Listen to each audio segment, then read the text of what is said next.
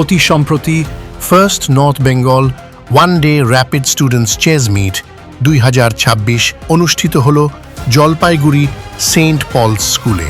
বিভিন্ন ক্ষুদে প্রতিভা আমরা দেখতে পেলাম আগামীতে উদীয়মান সুপারস্টারদের।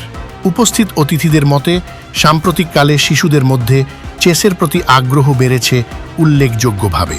অভিভাবকরাও বিশেষভাবে আগ্রহ প্রকাশ করছেন দাবা খেলার প্রতি।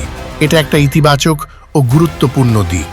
চলুন শুনে নেওয়া যাক জলপাইগুড়ি ডিস্ট্রিক্ট চেস অ্যাসোসিয়েশনের ডিস্ট্রিক্ট প্রেসিডেন্ট শ্রী সচ্চিদানন্দ ভট্টাচার্য এবং অ্যাসিস্ট্যান্ট সেক্রেটারি শ্রী শুভদীপ কর মহাশয়ের মূল্যবান বক্তব্য।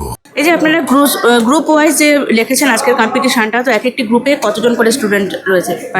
মোটামুটি গ্রুপ এতে 80 জন, গ্রুপ বিতে 70 জন, এরকমভাবে বিভিন্ন যেভাবে এসছে। সবচেয়ে আমাদের উৎসাহর ব্যাপার যেটা 1 to 4 যে গ্রুপ হয়েছে সেখানে স্টুডেন্ট সংখ্যা অনেক। তার মানে বোঝা যাচ্ছে যে জলপাইগুড়ি ডিস্ট্রিক্ট চেস অ্যাসোসিয়েশন যে অনবরত দাবার প্রসার এবং প্রচারের জন্য যে লড়াইটা চালিয়ে যাচ্ছে, এই ছোট ছোট শিশুরা 1 এবং 4 গ্রুপে প্রচুর পার্টিসিপেন্ট সংখ্যায় বুঝিয়ে দিচ্ছে যে আমাদের কাজটা এগিয়ে চলতেছে। এবং ভবিষ্যতে জেডিসিএ এবং আমরা বলতে চাই Jalpaiguri chess players parents forum একটি সংস্থা আছে, সেটা জলপাইগুড়ি ডিস্ট্রিক্ট চেস অ্যাসোসিয়েশনেরই অ্যাসোসিয়েট সংস্থা।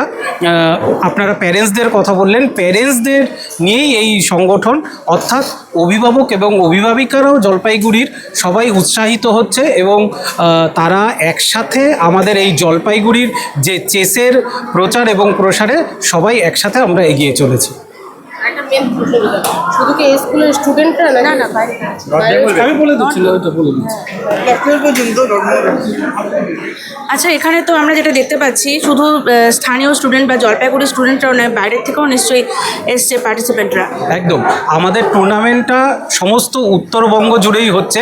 আলিপুরদুয়ার, কোচবিহার, জলপাইগুড়ি, শিলিগুড়ি অর্থাৎ এবং দিনাজপুর সমস্ত জায়গার থেকেই প্রচুর পরিমাণে স্কুলের ছাত্রছাত্রীরা অংশগ্রহণ করছে এবং এই টুর্নামেন্টে 210 জনের উপর প্লেয়ারের অংশগ্রহণই আমাদের এই অনুষ্ঠানের সাফল্যের ইতিবাচক একটা জায়গা তৈরি করছে।